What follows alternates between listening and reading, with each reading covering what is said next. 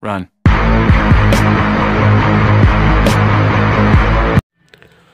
Oke, assalamualaikum warahmatullahi wabarakatuh. Apa kabar nih para penonton, para subscriber dimanapun kawan-kawan semuanya berada, semoga sehat selalu, dimudahkan rezekinya, diangkat segala penyakitnya, dan juga digampangkan segala urusannya.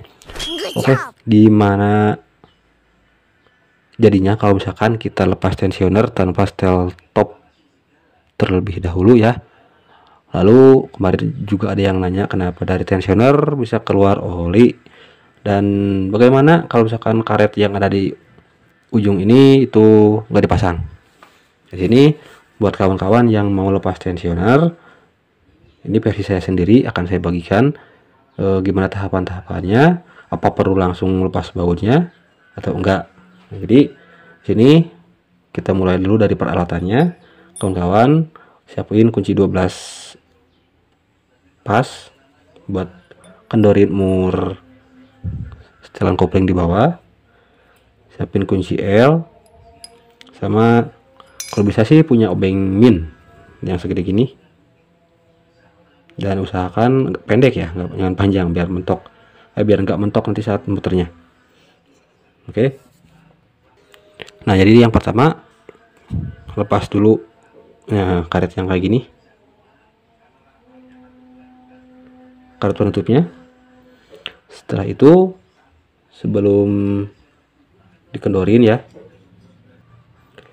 nah sebelum dilepas bautnya, masukin obeng min yang tadi saya sebutkan, lalu putar ke arah bak kopling sampai mentok ya, kayak gini.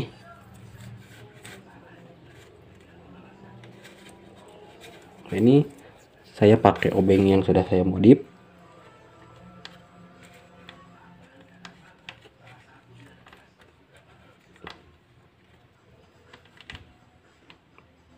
Nah ini sudah mentok.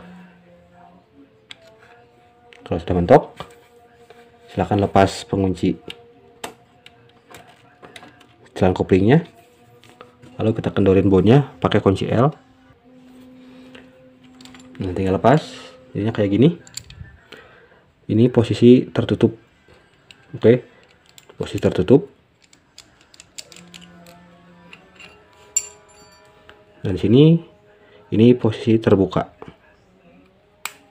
Nah jadi kalau kawan mau dalam posisi tertutup tadi ya, kemudian kawan-kawan mau pasang, setelah terpasang, setelah dikencangkan baut kunci L nya, putar aja ke arah blok spool ya, ke arah spool. Tadi kan ke arah kopling, sekarang ke arah spool. Cukup satu kali putar aja, langsung trot kayak jelosi pantok. Nah jadi ini setelan yang tadi saya sebutkan bagi yang baru banget pegang motor dan pengen coba ganti tensioner karena misalkan tensionernya sudah lemah, menimbulkan bunyi kemelitik ya, kertik. Nah, ini setelannya, obeng minnya segede gini, siapin. Nah lalu untuk pertanyaan yang pertama, gimana hukumnya kalau misalkan berat banget ya hukum gimana jadinya kalau misalkan lepas tensioner tanpa setel top? Jawabannya bisa setel top, bisa enggak. Saya pernah coba, bahkan ini saya tanpa setel top. Yang penting kalau misalkan enggak di setel top terlebih dahulu, atau di setel top pun jangan lakuin hal ini ya. Jangan coba-coba puter ban. Kalau di starter is oke, karena kontaknya off, asal off aja is oke. Kalau di engkol ataupun ban belakang diputerin itu nggak boleh, karena ban belakang motor itu setahu saya piston naik turun ya, dan putaran dari piston itu akan menarik ya, akan ikut memutar juga timing gear yang di atas lewat rantai keteng. Nah yang ditakutkan ini ya, itu si rantai keteng kan kendor, takutnya ngaclok satu atau dua mata karena kendor. Ibarat rantai motor ya, misalkan satu putaran gear belakang sama dengan 3 putaran gear depan. Kalau rantainya pas kerenggangannya, berhubung kendor, jadinya satu putaran gear belakang jadinya 4 atau 5 putaran gear depan. Jadi nggak bisa langsung diputar seperti seharusnya, karena rantainya nggak langsung nyakup ke gearnya ya, takutnya kayak gitu. Dan nanti selain setelannya jadi kurang pas antara setelan di magnet sama di timing gear. Takutnya itu nanti parahnya ya antara klep sama piston dituburkan, tidak diadunya takutnya mah. Itu untuk masalah sepele ya, apalagi kalau kalian pasang ada teman-teman nih iseng gitu ya, dan kita nggak ngeh, itu bahaya takutnya gitu kan, nanti kita juga yang ribet.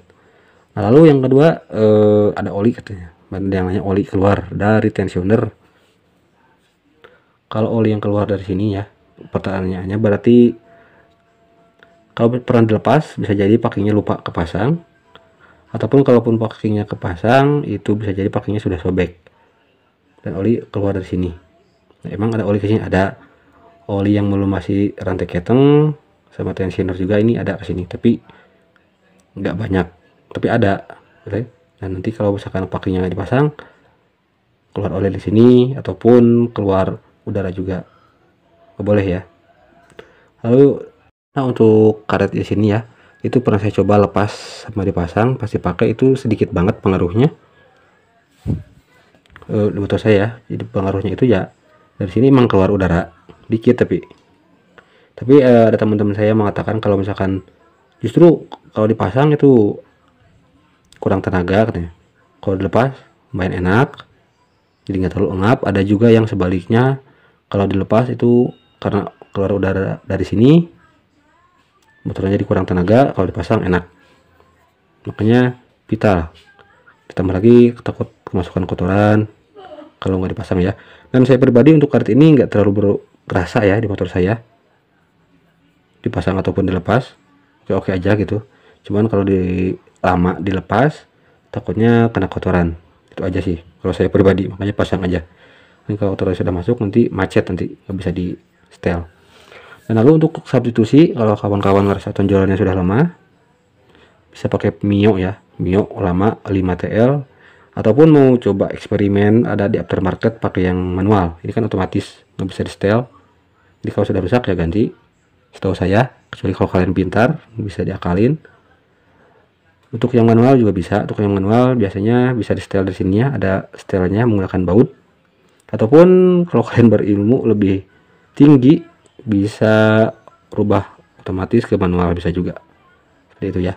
Jadi ini untuk tutorial cara pemasangan, dan kira-kira kayak gini lah ya proses pelepasannya, kayak gini. Untuk pemasangannya sebaliknya saja, masa nggak bisa, saya yakin pasti bisa.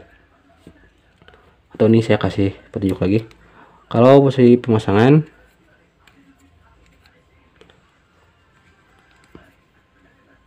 nah pastikan kayak gini, ditutup dulu biar gampang, karena kalau enggak keras nanti. Dan sekali lagi ya, ini tipe otomatis nggak bisa di setel, jadi sudah pas gini setelannya. Kalaupun masih bunyi berisik dari rantai ketengah, gemericik gitu ya, itu penyebabnya bisa jadi tonjolan tensionernya ini yang sudah lemah. Ibaratnya rantai motor lah ya, rantai motor kalau karet bawah yang ada di aramnya itu sudah rusak, sudah tipis, itu kan rantai langsung ke arem. Nah kayak gini ya,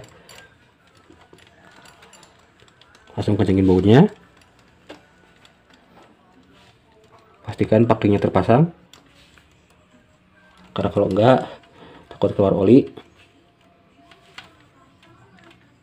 Nah kalau sudah kencang seperti itu, silakan masukin kunci obeng min tadi dan putar ke arah bak kopling, bak spool. Nah ini sudah, jadi kayak gitulah tahapan-tahapan pemasangannya versi saya pribadi. Jadi untuk kurang lebihnya saya mohon maaf, saya pamit dulu, sampai jumpa di lain waktu dan kesempatan. Terima kasih atas waktu dan kuotanya, memori saya penuh. Semoga kita bisa ketemu lagi di lain waktu dan di lain video. Oke, Assalamualaikum warahmatullahi wabarakatuh.